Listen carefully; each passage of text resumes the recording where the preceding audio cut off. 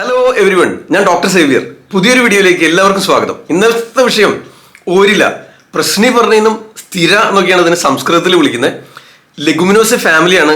Desmodium ഗാൻജറ്റിക്കം എന്നാണ് botanical name. ഇത് ഹൃദ്രോഗ സംബന്ധമായ രോഗാവസ്ഥകളിൽ ഒരുപാട് പ്രയോജനം ചെയ്യുന്ന ഒരു ഹൃദയത്തിന്റെ മസിലുകൾക്ക്, പേശികൾക്ക് ബലം നൽകുന്നതിന്, ആ ഹൃദയപേശികളുടെ സങ്കോച വികാസങ്ങൾ ക്രമപ്പെടുത്തുന്നതിന്, ത്വരിതപ്പെടുത്തുന്നതിന്, ശക്തിപ്പെടുത്തുന്നതിന് വളരെ സഹായകമായ ഒരു ഔഷധമാണ് ഓരില. ഇതിന്റെ സംസ്കൃതത്തിൽ പേര് പ്രശ്നിപർണി എന്ന് വിളിക്കും, സ്ഥിര എന്ന് വിളിക്കും.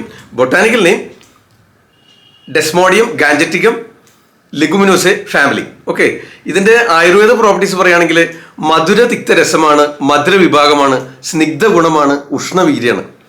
ഇത് കൂടുതലായിട്ടും ഹൃദ്രോഗ സംബന്ധമായ രോഗാവസ്ഥകളാണ് ഉപയോഗിക്കുക.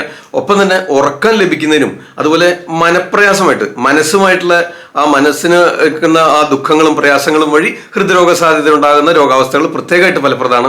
അത്തരം അവസ്ഥകളിലും ഇത് ഉപയോഗിക്കാം. അതുമാത്രമല്ല, പൊതുവെ ഹൃദ്രോഗികൾക്ക് മറ്റ് മരുന്നുകൾ ഉപയോഗിക്കുക വഴിയുള്ള പാർശ്വഫലങ്ങൾ നിയന്ത്രിച്ചു നിർത്തുന്നതിന് പോലും ഇത് സഹായകമാണ്. ഇത് ഓരില നമ്മൾ 10 വേരുകൾ അടങ്ങുന്ന ദശമൂലത്തിൽപ്പെട്ട ഒന്നാണ്.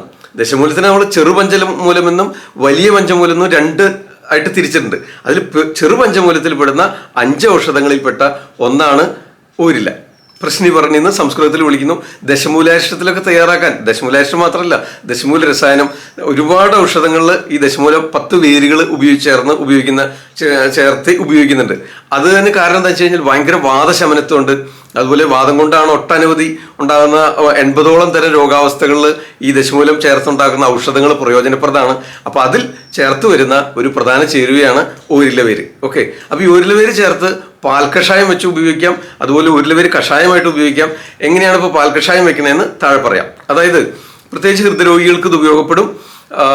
വിഷഹരത്വം ഉണ്ട് ഇതിന്, ഹൃദയപേശികൾക്ക് നല്ലതാണെന്ന് പറഞ്ഞില്ലേ. ഓക്കെ, അതുപോലെ മനോവികാരങ്ങൾക്കും പ്രയോജനം ചെയ്യുന്നതാണ്. ഓക്കെ, അപ്പൊ അത് നമ്മൾ കഷായം വെച്ചെടുക്കാനാണെങ്കിൽ ഓരില വേര് കഴുകി കൊത്തി നുറുക്കി ചതച്ച് ഒരു 30 ഗ്രാം എടുക്കുക.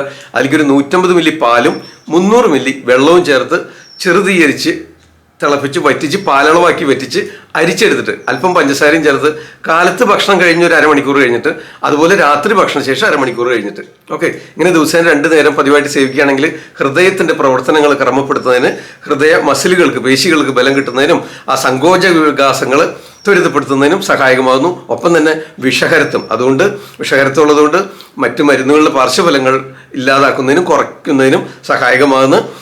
പിന്നെ മനോവികാരങ്ങൾക്കും ഉറക്കം കിട്ടുന്നതിനും ഇത് സഹായകമാകുന്നുണ്ട്. ഓക്കെ, ഈ ചാനലിൽ പറയുന്ന എല്ലാ ഔഷധങ്ങളും നിങ്ങളുടെ അടുത്തുള്ള ഒരു ആയുർവേദ ഡോക്ടറെ സമീപിച്ച് ഡോക്ടർ കൺസൾട്ടേഷനോട് കൂടെ മാത്രം വേണം ഉപയോഗിക്കാനെന്ന് പ്രത്യേകം ഓർമ്മിപ്പിക്കുന്നു.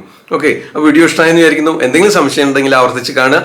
നമുക്ക് വീഡിയോയുടെ അവസാനം ഇവിടെ പ്ലേ ബട്ടണിൽ 2 ലിങ്ക് കാണിക്കുന്നുണ്ട്. അതിൽ ഷോർട്ട് വീഡിയോസ് നമ്മൾ മുൻപ് ചെയ്തിട്ടുണ്ട്, അതിന്റെ ലിങ്ക് കിട്ടും.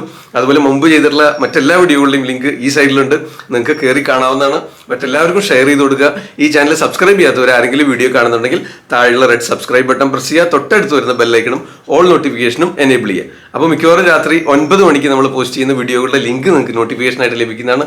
എല്ലാവർക്കും കാണാം, എല്ലാവർക്കും ഷെയർ ചെയ്യാം. ഓക്കെ, തൽക്കാലം നിർത്തുന്നു. മറ്റൊരു വീഡിയോയിൽ അടുത്ത ദിവസം വീണ്ടും കാണാം. നന്ദി, നമസ്കാരം. ഞാൻ ഡോക്ടർ സേവിയർ.